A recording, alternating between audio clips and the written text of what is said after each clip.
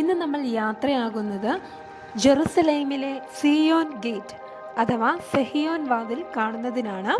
സിയോൻ ഗേറ്റിന് അറബിയിൽ ബാബ് ഹരത് അൽ യഹൂദ്, ജൂത ക്വാർട്ടർ ഗേറ്റ് എന്നും അല്ലെങ്കിൽ ബാബ് അൻ നബി ദാവൂദ്, പ്രവാചകൻ ഡേവിഡ് ഗേറ്റ് എന്നും പറയുന്നു. പഴയ ജെറുസലേമിലെ 7 ചരിത്ര ഗേറ്റുകളിൽ ഒന്നാണ് സിയോൻ ഗേറ്റ്.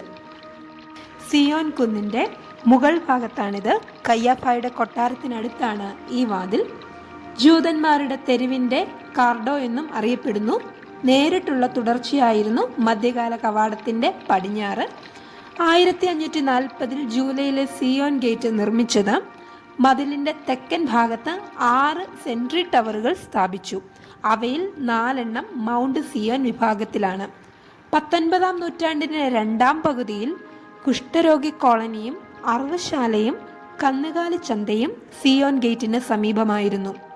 19-ാം നൂറ്റാണ്ടിൻ്റെ അവസാനത്തോടെ ബ്രിട്ടീഷ് ഭരണകാലത്ത് പൊളിച്ചുമാറ്റിയ തെക്കൻ മതിലിൻ്റെ നീളത്തിൽ കടകൾ പണിതു. 1948 മെയ് 13 ബ്രിട്ടീഷ് സൈന്യം ജെറുസലേമിൽ നിന്ന് പിൻവാങ്ങിയപ്പോൾ സഫോക്ക് റെജിമെൻറ്റിൽ നിന്നുള്ള ഒരു മേജർ മൊർദേചായി വീൻഗാർട്ടൻ സിയോൻ ഗേറ്റിന് താക്കോൽ സമ്മാനിച്ചു. 2008 അതിൻ്റെ 468-ാം ജന്മദിനം അടയാളപ്പെടുത്തി